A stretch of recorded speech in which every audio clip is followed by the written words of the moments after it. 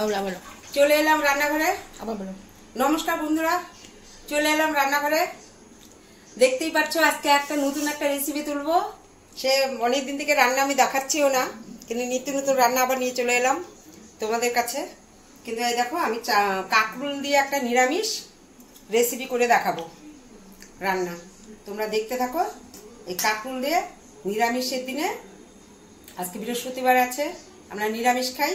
নিরামিষের দিনে আমি এই কাঁকরোল দিয়ে একটা নতুন রান্না দেখাচ্ছি, তোমরা দেখতে থাকো।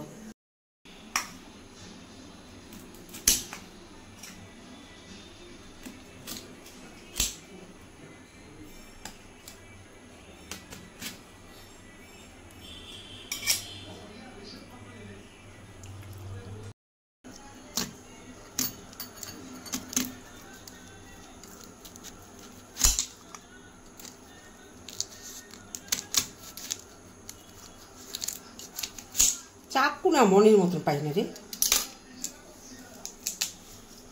দেখে নাও।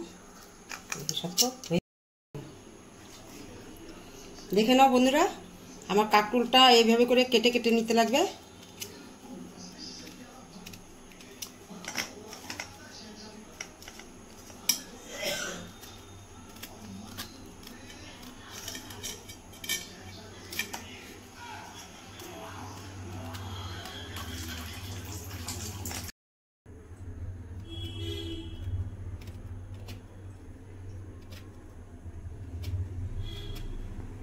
কেটে কেটে নিলে মশলাটা ভিতরে ঢুকবে।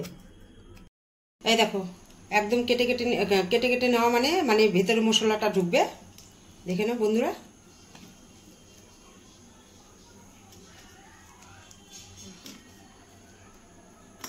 আমার কাঁকরোল ধোয়া হয়ে গেছে।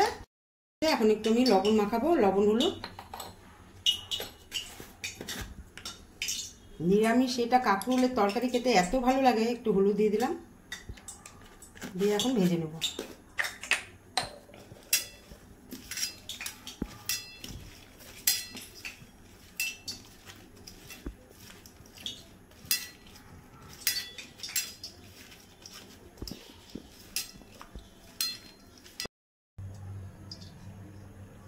কড়াইতে একটু তেল দিয়ে দিলাম। তেলটা একটু বেশিই দেওয়া হলো ভাজার জন্য, কারণ কাঁকরোলের সাইজগুলো বড় বড় আছে, তো একটু ভাজতে লাগবে ভালো করে। এখন কাঁকরোলটাকে ভেজে নেব। কম স্টিমে ভাজতে হবে, আঁচটাকে কমিয়ে দিচ্ছি একদম।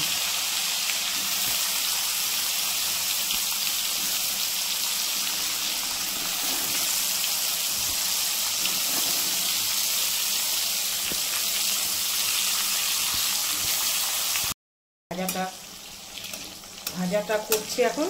এখন আমি মশলাটা বানিয়ে নেব।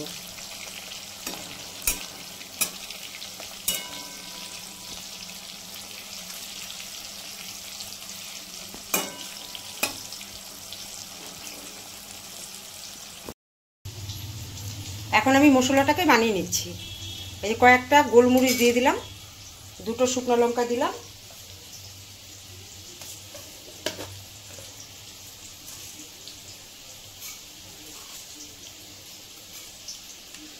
এক চামচের মতন জিরে দিয়ে দিলাম।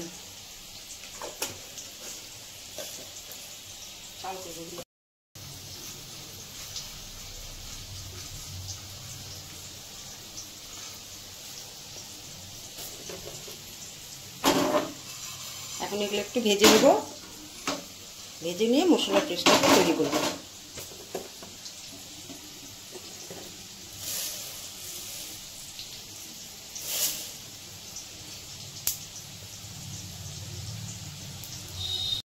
চামচের মতন গোবিন্দভোগ চাল দিলাম।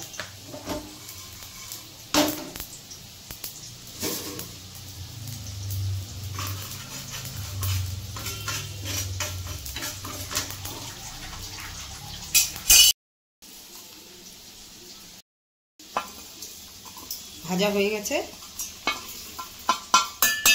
এখন আমি আগে একটু শুকনোতে একটু গুঁড়ো করে নেব। আমি গুঁড়ো করে নিলাম। এখন এর মধ্যে আমি একটা টমেটো দেব, একটা টমেটো দিয়ে দিলাম, আর 2-3টা কাঁচা লঙ্কা দিয়ে দিলাম। আমরা একটু ঝাল খাই বেশি, 3টে কাঁচা লঙ্কা দিলাম, আর 2 টুকরো আদা দিলাম। এখন এটাকে জল দিয়ে একটু প্রেস করে নেব।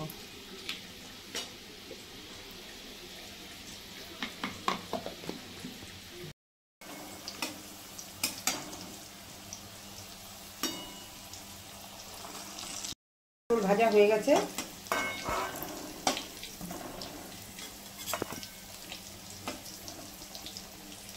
সেইভাবে কড়া করে ভাজিনি, যেহেতু আমি তরকারি করবো এটা।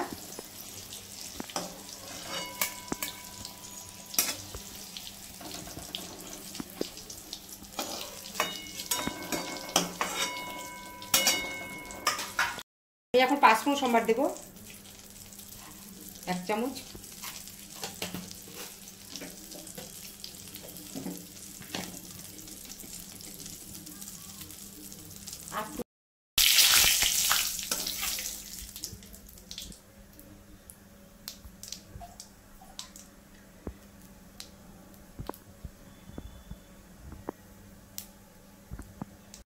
এখন আমি এই যে 5 মিনিট সময় দেওয়া হয়েছে, এখন আমি মশলাটাকে, ওই যে ভাজা মশলাটা যে করে রেখেছিলাম ওইটাই দিয়ে দিচ্ছি।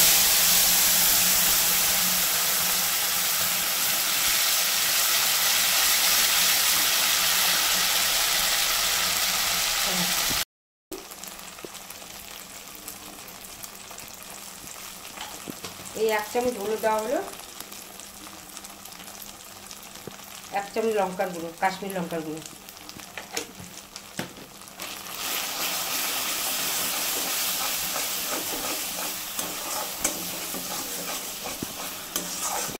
দিলাম। চিনি না দিলে স্বাদ হয় না তরকারি। একটু নিরামিষ তরকারিতে একটু চিনি লাগে। এই রান্নাটা আমার বৌদি করতো, খুব সুন্দর করে রান্নাটা করতো। বৌদি থেকে এটা অনেক আগে খাওয়াটা, তাই মনে করলে রান্নাটা করছি। আমার বৌদি এটা মাঝে মধ্যেই করতো রান্না।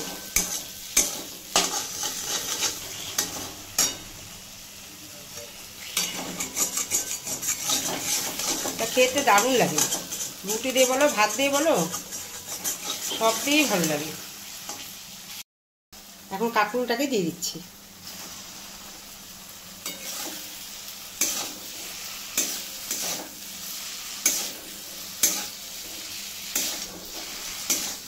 এটা খেতে খুব ভালো লাগবে, নিরামিষের দিনে তো এটা বেশি ভালো লাগবে।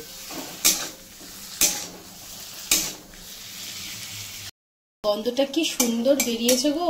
যেহেতু ভাজা মশলা দেওয়া হয়েছে আর গোবিন্দভোগ চালেরও একটা গন্ধ আছে, সেই লাগবে খেতে গো।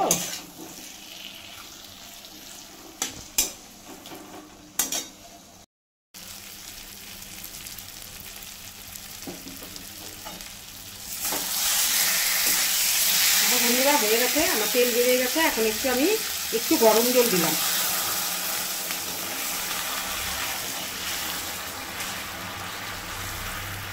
এত সুন্দর খেতে লাগে বলার মতো না, অবশ্যই করে খাবে ঘরে। এখন তো কাঁকরোল পাওয়াই যাচ্ছে, আর যাদের বাড়িতে গাছ আছে তাদের তো কোনো জবাবই নেই, টাটকা তুলে তুলে এইভাবে করে করে খাবে।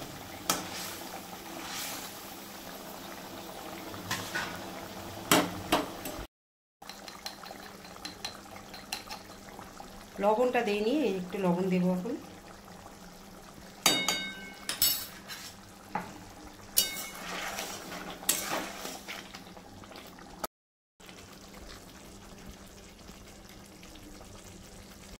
ঘি দিয়ে দিলাম।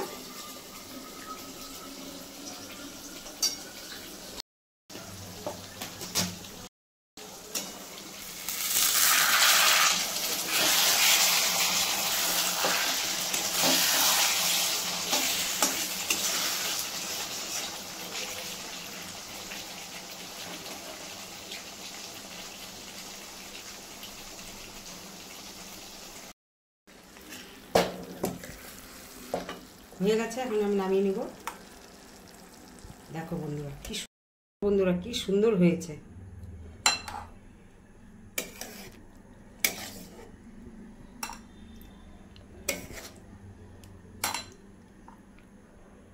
কাঁকরোলের তরকারি আমার হয়ে গেছে। এইভাবে করে খাবে, রুটি দিয়ে, লুচি দিয়ে, কি নিরামিষের দিন নিরামিষ ভাবে যেভাবে করা হয়েছে। কিন্তু 1 টুকরা কাঁকরোল দিয়েও অনেকটা ভাত খাওয়া যাবে, খুব ভালো হয় এটা। খেতে। অবশ্যই করে খেয়ে কমেন্ট করে আমাকে জানাবে কেমন হয়েছে। এখন কাকরোল তো অ্যাভেলেবল পাওয়াই যায়। দেখো গরম গরম ভাত। বন্ধুরা অবশ্যই ভালো ভালো কমেন্ট করবে, তবে তো দেখো আমাদের রান্নাঘরের অবস্থা দেখো। এই রান্নার রেসিপি তুলতে কত কত খাটনি লাগে। কত খাটনি, তার মধ্যে নিজের কাছে প্রেশার লো হয়ে গেছে, তাও দেখা তো গরমের মধ্যে করছি। তোমরা যদি ভালো ভালো কমেন্ট যদি না করো তাহলে কি করে মনে করে রান্নাঘরে আসবো বলো।